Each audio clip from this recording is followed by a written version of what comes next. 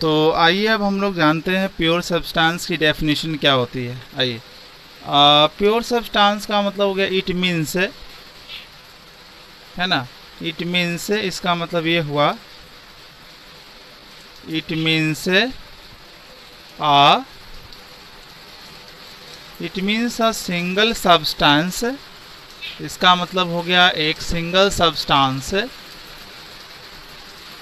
It means a single substance या matter, single substance या matter,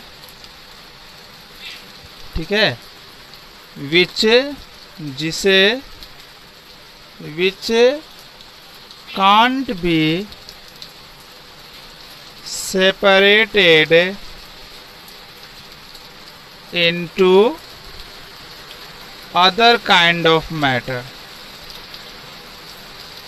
other kinds of matter, other kinds of matter by any physical process, ठीक है। Pure substance की definition क्या है student? Pure substance की definition ये हुई कि यह प्योर सब्सटेंस का मतलब हो गया एक सिंगल सब्सटेंस, यानी कि सिंगल मैटर, है ना। प्योर सब्सटेंस एक सिंगल सब्सटेंस होता है, एक सिंगल मैटर होता है, जिसको हम तोड़ नहीं सकते हैं, है ना। जिसको और अदर जो है ना, जिसको और अदर जो है आपको मैटर के रूप में हम नहीं ला सकते हैं, ठीक है ना।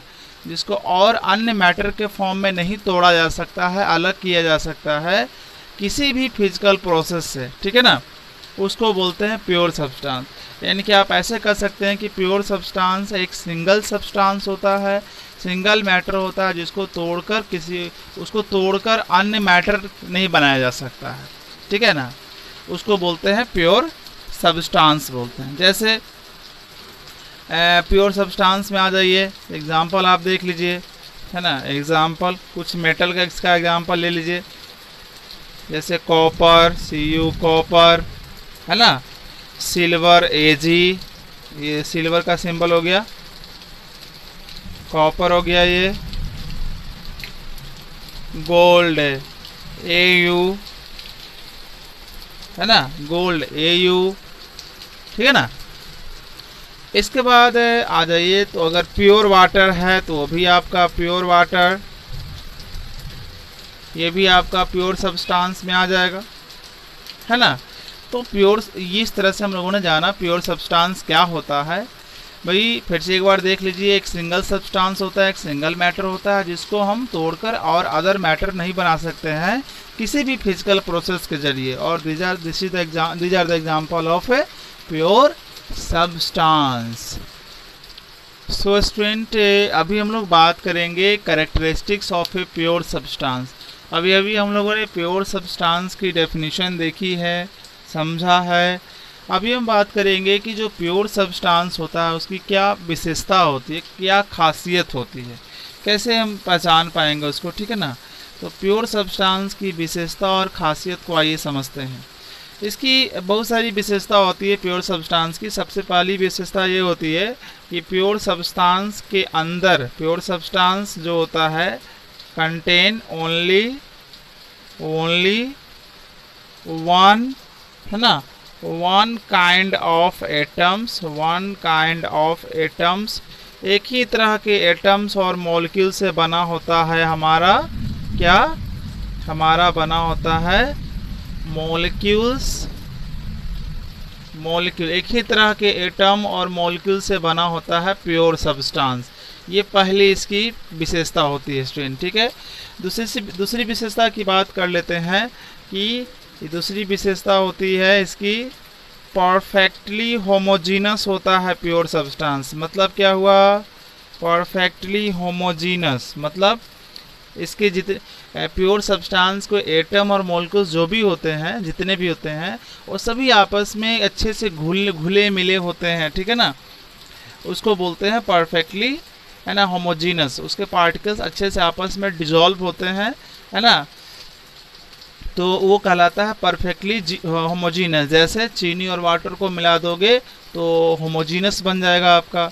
उसी तरह से चीनी वाटर को मिला दिया, चीनी का पार्टिकल वाटर में दिखता तो नहीं है, अच्छे से डिजॉल्व हो जाता है।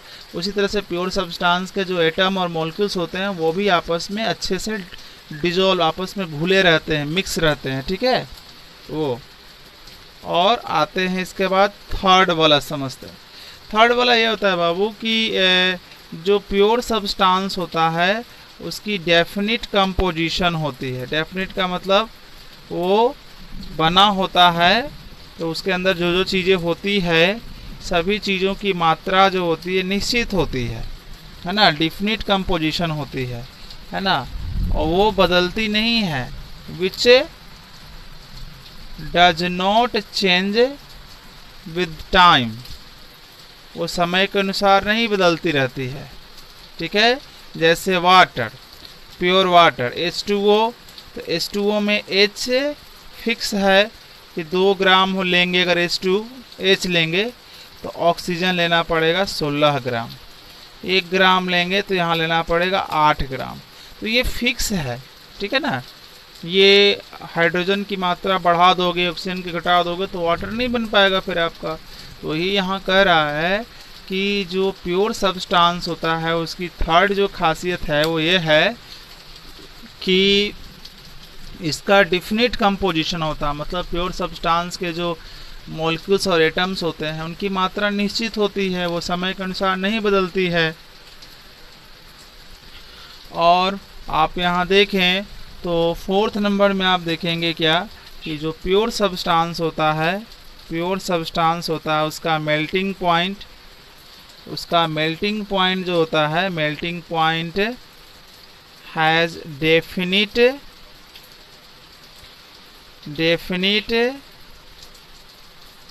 Melting point, boiling point, melting point, boiling point and density ETC। Pure substance के melting point, boiling point, density सबके सब जो होते हैं वो सब फिक्स होते हैं, निश्चित होते हैं, ठीक है ना, वो बदलते नहीं हैं, ठीक है ना, वो चेंज नहीं होते हैं।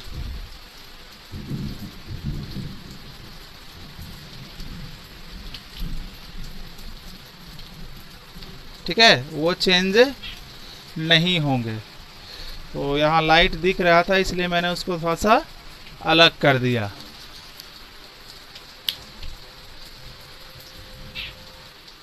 सो स्टूडेंट, अभी हम लोग बात करते हैं checking of purity of substance. किसी सब्सटेंस की प्योरिटी कैसे जांचेंगे, ठीक है।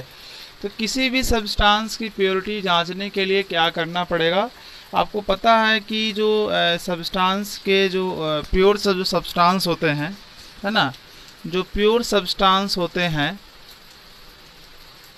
जो प्योर सब्सटेंस होते हैं, ठीक है, उनका क्या होता है, फिक्स्ड और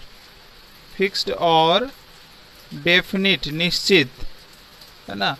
फिक्स्ड और डेफिनिट उनका मेल्टिंग पॉइंट होता है, उनका बॉइलिंग पॉइंट होता है, डेंसिटी उनकी फिक्स होती है ना, और दूसरे जो ETC यानी कि प्योर सब्सटेंस की फिक्स होती है melting point, boiling point, density. अगर हम कोई इफ़ एनी इम्प्योरिटीज, अगर इनमें प्योर सब्सटेंस में कोई अशुद्धियाँ मिला दी जाए, गंदगी मिला दी जाए, इम्प्योरिटीज are added to